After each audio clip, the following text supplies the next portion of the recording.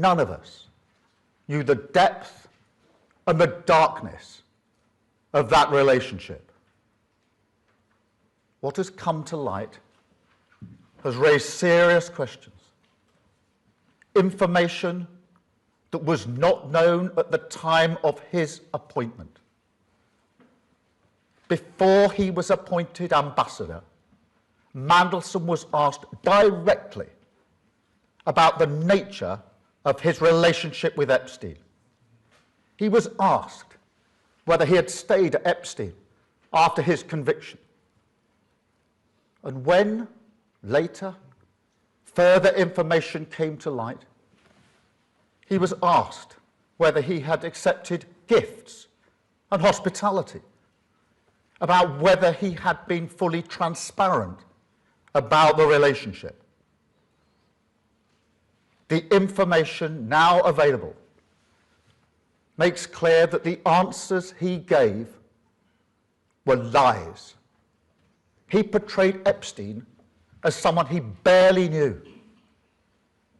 And when that became clear, and it was not true, I sacked him. Such deceit is incompatible with public service. Let me be clear, no one is above accountability. And no one, however well connected, however experienced, however senior, should hold public office if they cannot meet the basic test of honesty. I also want to address the publication of the information Mandelson provided during the appointment process. I understand the strength of public feeling. I share the anger that people feel when powerful individuals appear to escape scrutiny. And I want to be able to release those documents as quickly as possible. I wanted to release them yesterday, in fact, and to talk about them at Prime Minister's questions.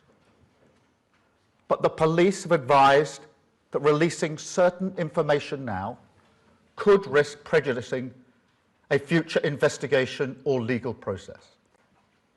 And however frustrating from my personal point of view that is, and it is, I will not take any step, however politically tempting, however popular, that risks justice for victims.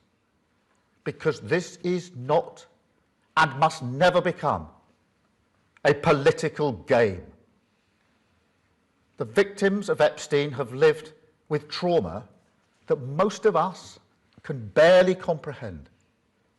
And they've had to relive it again and again. They have seen accountability delayed and too often denied. To them, I want to say this. I am sorry. Sorry for what was done to you. Sorry that so many people with power failed you. Sorry for having believed Mandelson's lies and appointed him. And sorry that even now you're forced to watch this story unfold in public once again. But I also want to say this. In this country, we will not look away. We will not shrug our shoulders. And we will not allow the powerful to treat justice as optional. We will pursue the truth. We will uphold the integrity of public life. And we will do everything within our power and in the interests of justice to ensure accountability is delivered. That is what the public expects. That is what the victims deserve. And it is what I will do.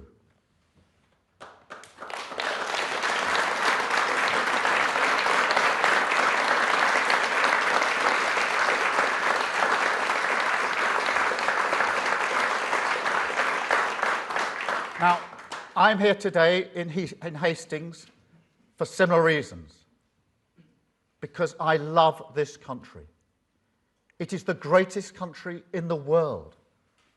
The progress and prosperity I've seen throughout my life, the journey that I've been on personally, from a working class background to this, I owe everything to this country and its values. I've spent most of my professional life serving them, not just in politics. And I believe that pride, shared by millions, is the key not only for uniting our country, but also for finding in each other the strength to create, in defiance of an increasingly volatile world, a Britain built for all. Now, you heard it from Kevin, or I think I should address you as Mr. Hastings. And I want to thank you and everyone else like you who give their heart and soul to the ground beneath their feet. I believe in that pride. I believe in that purpose.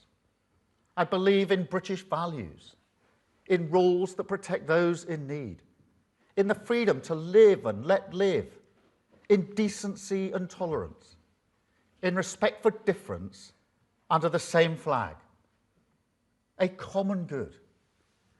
The idea fundamental to the Labour Party that a nation is not just a collection of individuals, but rather that we're bound by values, by common endeavour, and by responsibilities that we owe one another as partners in the project of this nation. I believe in our way of doing things when it comes to integration, a British way that has always been grounded in the fairness of the two-way street, in rights and responsibilities, in contribution, the common sense that says people who come here, who work hard, contribute to our success, embrace our rules, buy into this project, they can become not just citizens, but neighbours, friends, equals, part of us. But most of all, I believe that these values make us strong, that in a world that increasingly preys on weakness, I believe Britain is stronger as a tolerant, decent, and respectful country.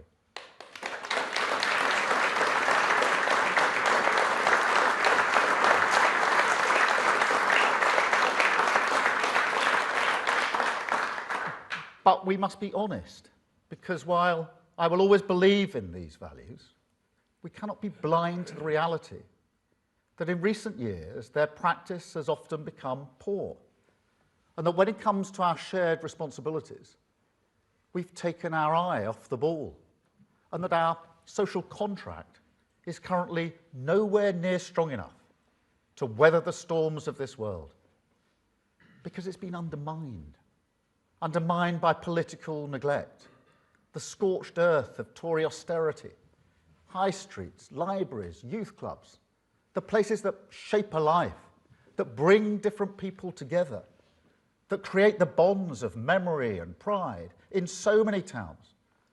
They were just abandoned.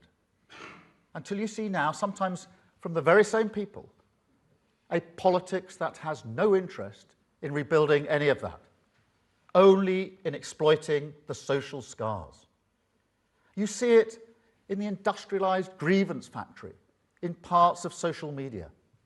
Miserable video after miserable video, telling you that entire cities and towns, the great communities of this country, are wastelands, no-go zones. And worse, selling the lie, defied every day by millions of people in this country, that people who look different cannot really live together. I reject that completely.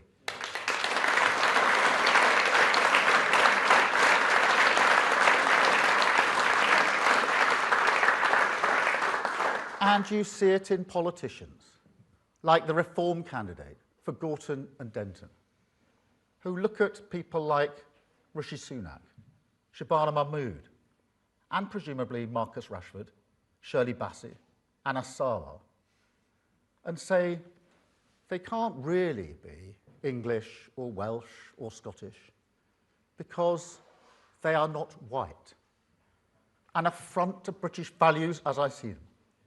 And I tell you, as long as I've got breath in my body, I will always fight against that politics.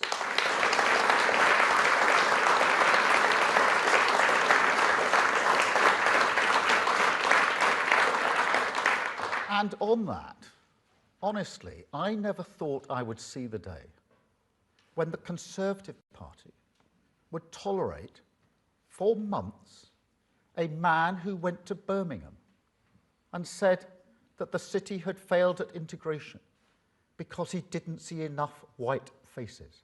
That is a disgrace, and he should have been sacked months ago.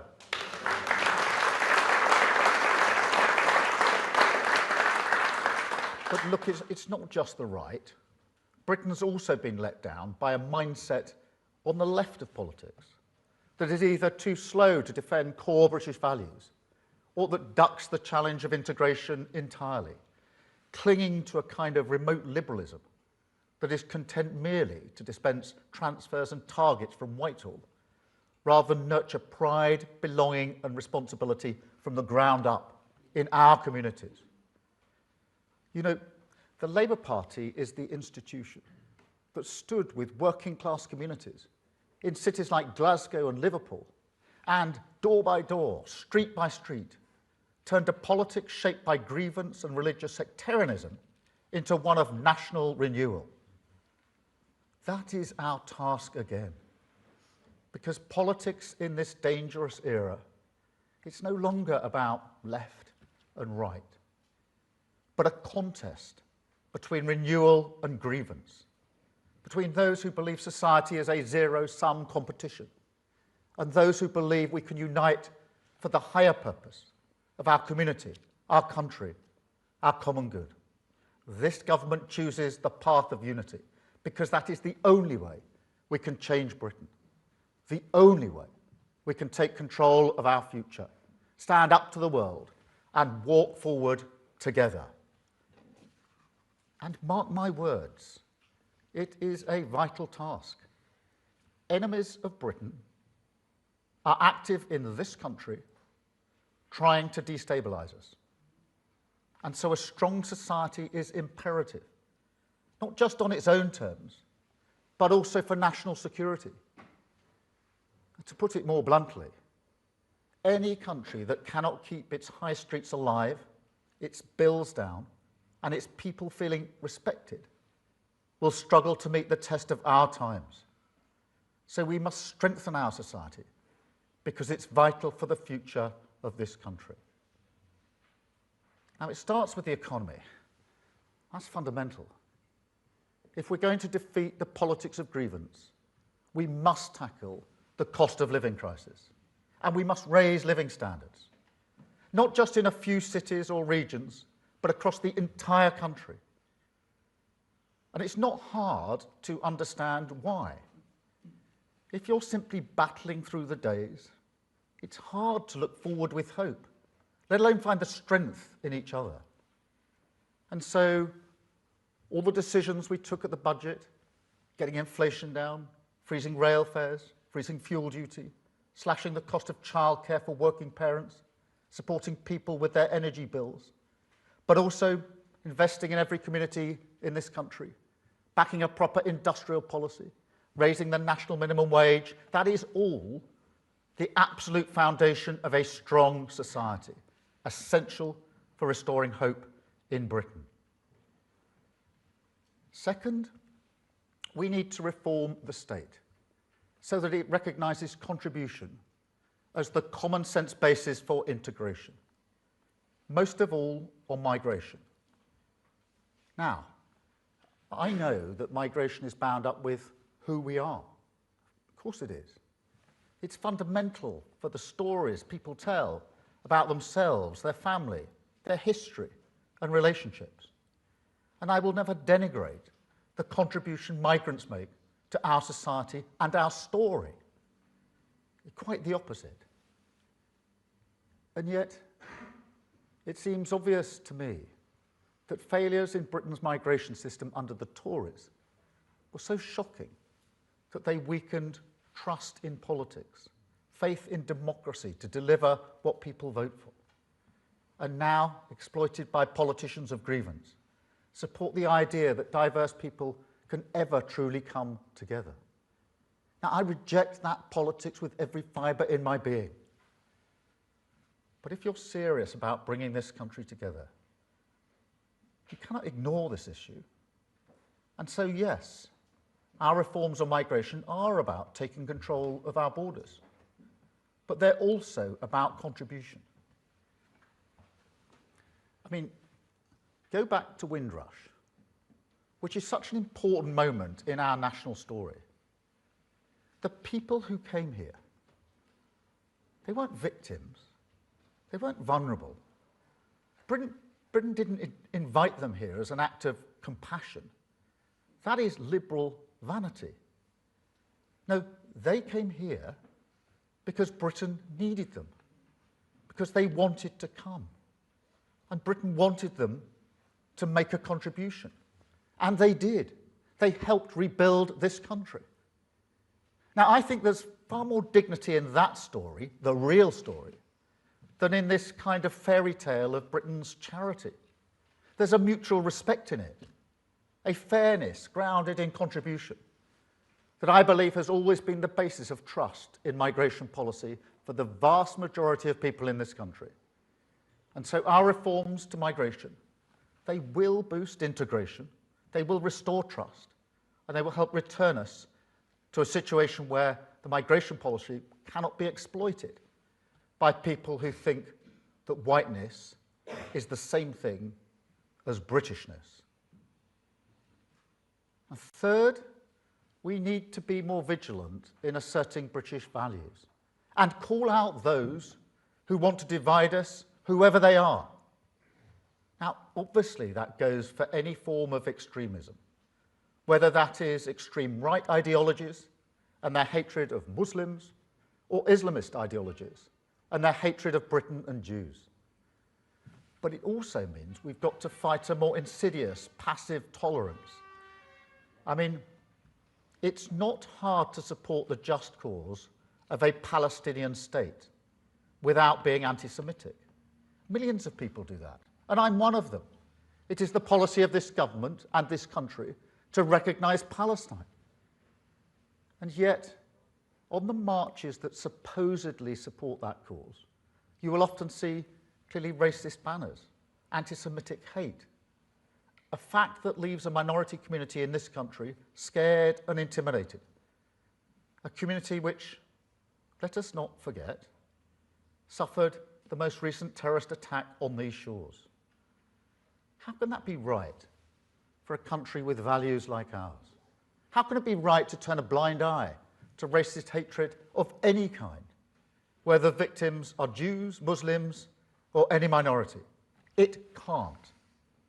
And so, frankly, we do need to be much clearer as a society about what we expect of people and the responsibilities that come with rights. And that means much stronger powers to the Charity Commission to shut down charities that promote extremism. It means tougher regulation of homeschooling, because schools are so important for integration. And so we need a higher bar for people who want to opt out of that responsibility. And it means we need to improve across the state English language provision. Now, it's a simple argument. Everyone who comes here, who lives here, should have an opportunity to learn English, because it's essential for participation in our society. And so they should be expected to learn English. And yet, for years, we've simply not asked people to do that. That is a recipe for exclusion, and frankly, for people being vulnerable to abuse and exploitation. So we will change that, and we will stand united and together against any individual or organisation that does not want to shoulder the responsibility of British values. Fourth and finally, we've got to reverse the devastating decline in our communities. Give power, agency and control to people who want to improve their community. Now, you can see the signs over here, Pride in Place, led by you, backed by the government. That is a £5 billion programme with an extra £800 million today, investing in 284 neighbourhoods in every corner of our country, including here.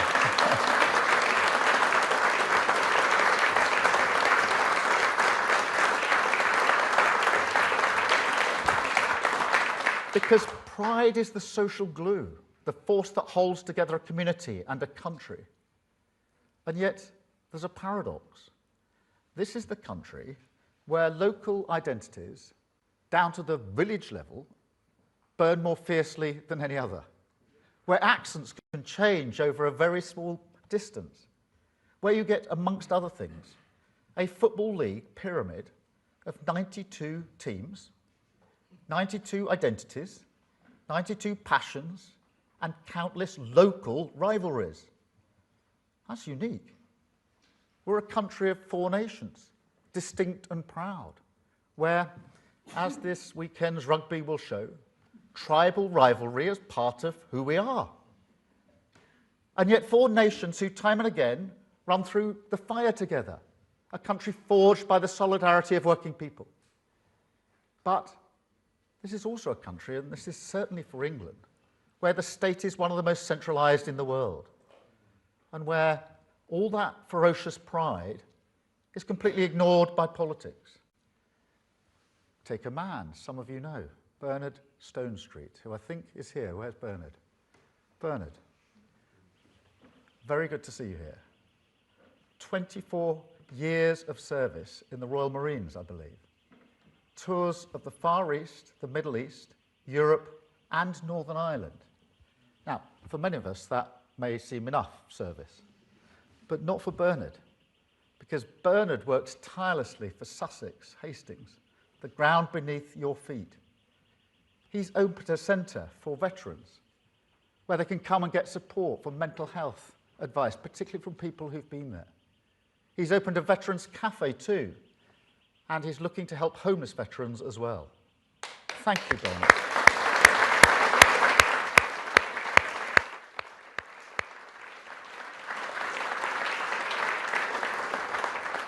Or what about Miranda, who got so fed up with fly tipping and litter in Edinburgh that she started picking it up herself? And then, when people started saying they wanted to help, she set up litter busters. Now their community is cleaner, and that may not sound like a lot, but it makes a huge difference. It changes how you feel about your town, your future, even your country, when you look out the window and see that people care. Now, ask yourself this question.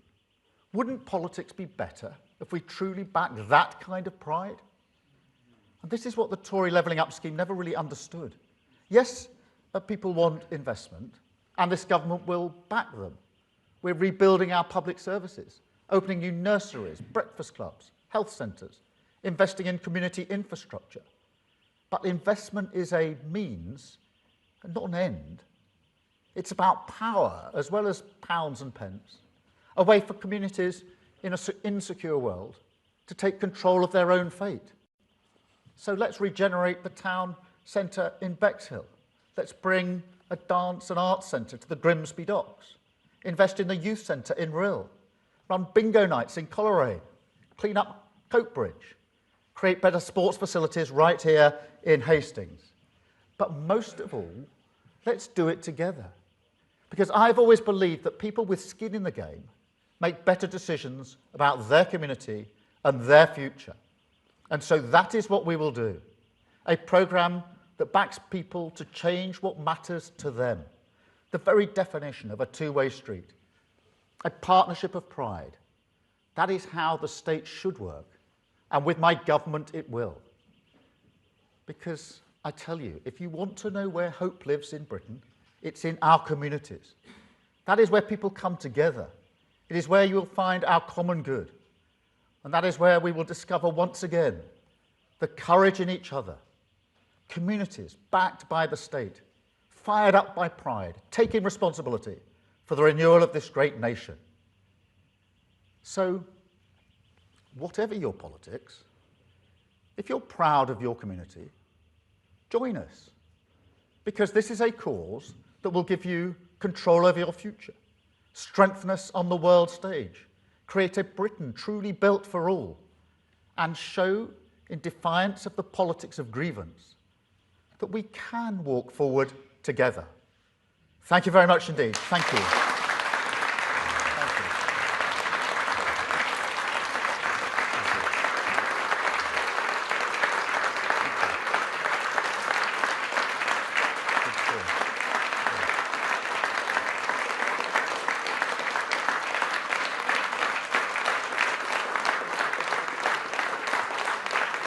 Thank you very much. I'm now going to take a number of questions from the media. Can I start with Chris from the BBC? Chris. Thank you, Chris.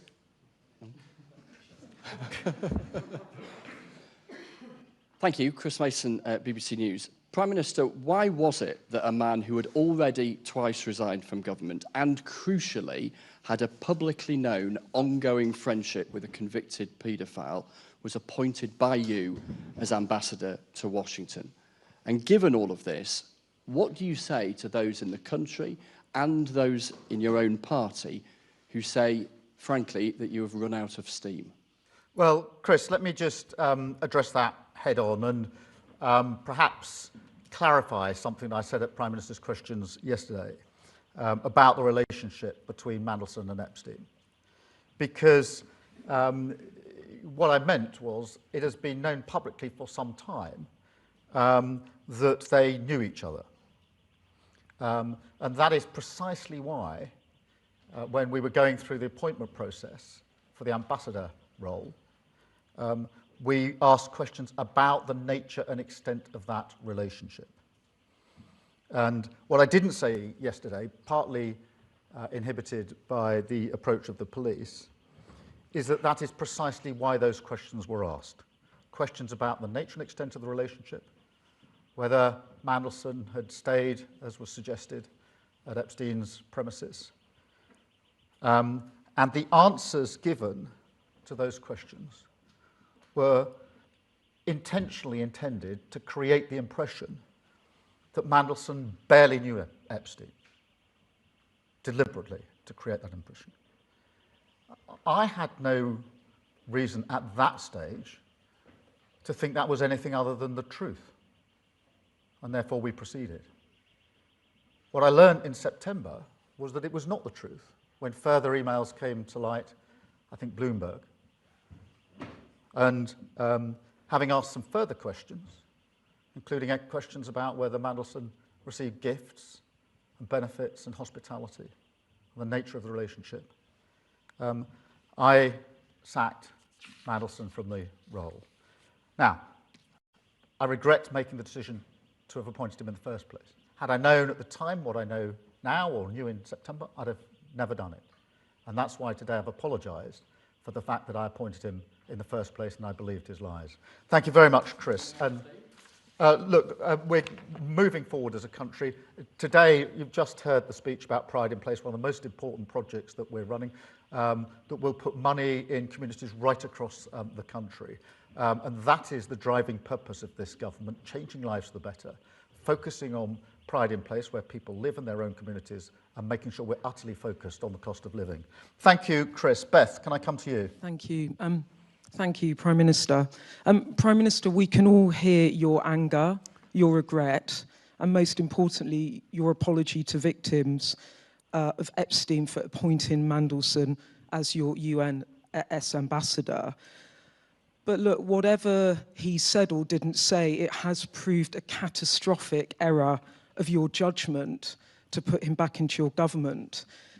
Some of your MPs believe you must take responsibility for this in order to restore trust in politics amongst the public. And some are saying publicly now that you should stand down because your positions become untenable. Why are they wrong? Thank you. Well, Beth, as I've said a number of times, I regret the decision to appoint Mandelson as ambassador. He was asked questions about the nature and extent of his relationship with Epstein. and he told lies. I had no reason at the time to know they were lies.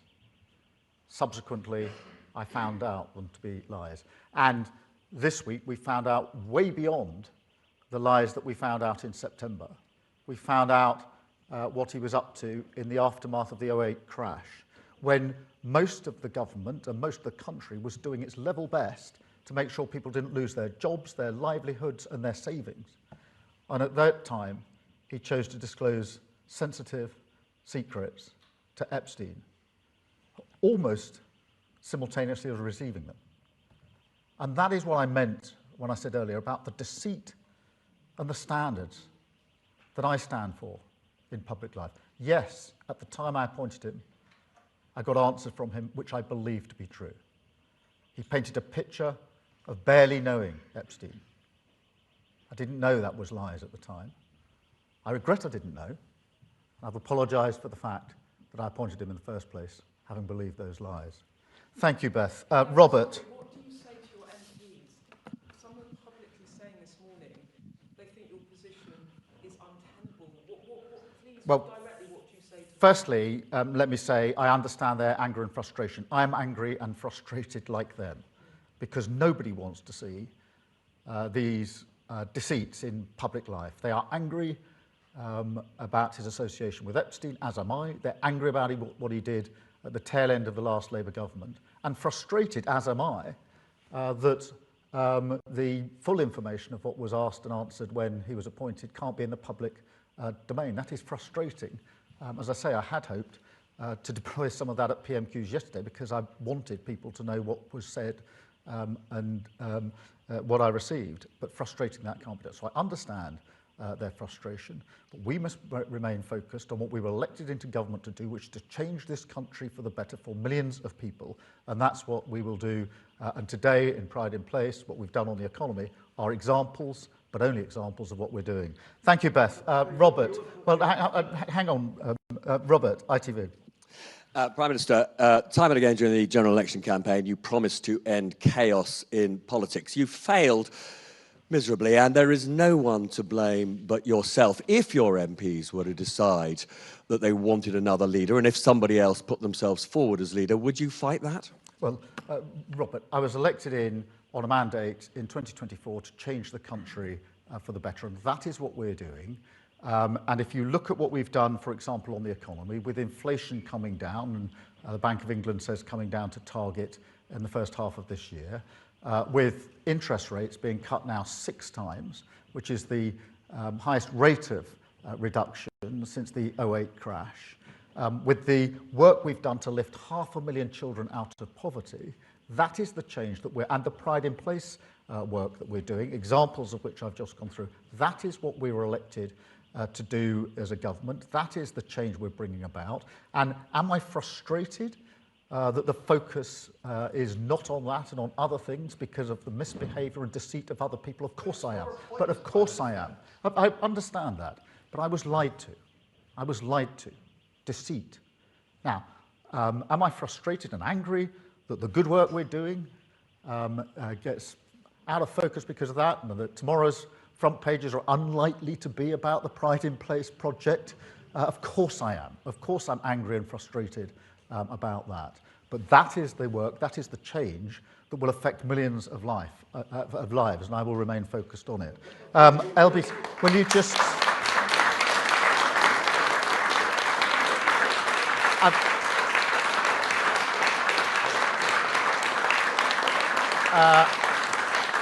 I've got Natasha from LBC. Natasha. Natasha from LBC. Prime Minister, you mentioned national security in your speech just now being vital for our future. Donald Tusk has said Poland will launch an investigation into links between Jeffrey Epstein and Russian intelligence. Would you like to do the same? And on Mandelson, obviously you are a distinguished lawyer. I think the question many of our listeners and viewers have is, when you had that evidence about Lord Mandelson handed to you, why did you then believe him? Just on the first point, I think whether it's Poland or elsewhere, we're obviously always working with our allies on any issues of national security. On the question of why, look, the questions were asked of Mandelson, and he provided answers to those questions. They were about the nature and extent of his relationship with Epstein. They were about issues such as, did you stay at the premises? Because that was in the public domain. That was something we needed answers to. And when he provided answers to that, I had no reason to believe he was telling anything other than the truth. In September, Bloomberg produced some emails which made it clear to me and others that what I'd been told at the time was clearly not truthful, which is why I sacked him. What we've learnt this week is the further deceit that has been carried out in relation to government secrets that were released during the very course of the recovery when the government was working so hard to the 2008 crash. But I believed what he said to me. I regret that. I apologise for having believed him. He gave answers to the questions that were asked of him. I assumed and treated those answers as true. That was obviously a mistake. Thank you. I've got Sophia from Sun. Thank you, Prime Minister. You've spoken passionately today about victims and apologised to them. So I have to ask, even though you did not know the full extent of Mandelson's ongoing friendship with Epstein, it was never a good look at the time. Did you not personally have any reservations whatsoever about what you did know about that ongoing friendship? Any doubts, any curiosities? And do you feel confident you can ride out this storm? Well, the original, there was a due diligence exercise that culminated in questions being asked. Because I wanted to know the answer to certain issues, that's why those questions were asked. The answer to those questions were not truthful. There was then, I should add, security vetting carried out independently by the security services, which is an intensive exercise that gave him clearance for the role, and you have to go through that before you take up the post. Clearly, both the due diligence and the security vetting need to be looked at again. I've already strengthened the due process. I think we need to look at the security vetting because it now transpires that what was being said was not true. And had I known then what I know now, I'd never have appointed him in the first place. In relation to your question, I was elected in with this Labour government to bring about change for millions of people. That's what I intend to do. The examples today are only examples of the pride in place. That makes a massive difference to so many communities. And it's not just a question of the money we're putting into communities, it's the power we're giving to them to make the choice over what the money is used for, which is vitally important. And the work we're doing on the economy to stabilise it, which is what we've done, will be to the huge benefit of millions of people across the country. Can I have Dave from the Mirror, please? Dave. Dave back from Mirror. Could I just clarify on the basis of what you said today and what you said yesterday? What was your understanding of what the relationship between Mandelson and Epstein was? I mean, were you under the impression then that he had completely broken off contacts, friendship at the point of conviction? And at the point you knew that there had been a relationship in the past, you knew that this was potentially a very dangerous situation that could come back to haunt you. Did you, as it were, make a deal with the devil that you knew that this could be damaging, but at the same time, Donald Trump is equally sort of impacted by this? No, the questions were precisely to get to that question of what was the nature and extent of the relationship, and then details about places he may have stayed. And the picture painted, the impression deliberately given by the information that was provided and the information that wasn't provided. So the information that was provided and that which wasn't was deliberately intended by Mandelson to make my team believe that he barely knew Epstein. That's the picture he painted. That was a lie. But that's the lie that he painted, and that's the basis on which we made our decision. Can I have Kieran from The Guardian? Thank you, Prime Minister. Kieran Stacey from The Guardian. Prime Minister, I wanted to read out some of the things that Labour MPs have told us in the last 24 hours about you. One told us, I'm personally not sure I could trust myself to back the Prime Minister in a confidence vote. Another said, it's like Chris Pincher on steroids, it's over. Another said, this government is on the run. One former minister said, it's time for a fresh start, the sooner the better. Isn't the real lesson from yesterday that you can no longer command the majority in the Commons? And if so, isn't your authority fatally undermined? Well, look, I understand the anger and frustration amongst Labour MPs about what has happened, the deceit, both in the appointment of Mandelson as ambassador and what happened at the tail end of the last Labour government. I actually share that anger and frustration. It was palpable yesterday. I'm not surprised. As I said, most people come into public life to serve the common good, actually whichever political party they're in. And we may have different approaches, different politics, different ideologies, but the vast majority of people come into public life to do their best to improve their communities, to improve their country. And so when people who've been elected into power with that mindset find out that somebody else who's held a position of power does not share that mindset, has undermined it, they're angry and frustrated, not just at the deceit and the lies in the individual cases, but because they know it undermines what they stand for, the politics that they believe in. Now, I understand that, but we are changing this country for the better. We had 14 long years of failure under the Tory government, and we're correcting that. We've stabilised the economy, we've put a huge amount of investment into our public services, and we're rebuilding our communities. And I intend to go on doing that vital work for our country because I believe it is the absolute focus and the first importance for this government. I've got Hugo from the Eye. Thank you, Prime Minister. Hugo Jai from the Eye paper. You've talked today about what you see as some of the successes of your government, including the Pride in Place programme. You've also issued a warning about the prospect of a reform or conservative government, which you say would undermine national cohesion. Is your message to your own MPs who are now sceptical about your leadership that removing you would destroy the work your government's done and make a reform-led government more likely? My message is that every minute we spend talking about anything other than the cost of living, Pride in Place, how we stabilise our economy, and how we make the massive argument that we need to make, the argument of our time, that we must unite this country, understand that to be British is to be tolerant, reasonable, compassionate, and diverse, and fight for it against the toxic division of reform. Every minute we spend not talking and focusing on that is an absolute minute wasted. Thank you very much indeed. Thank you all.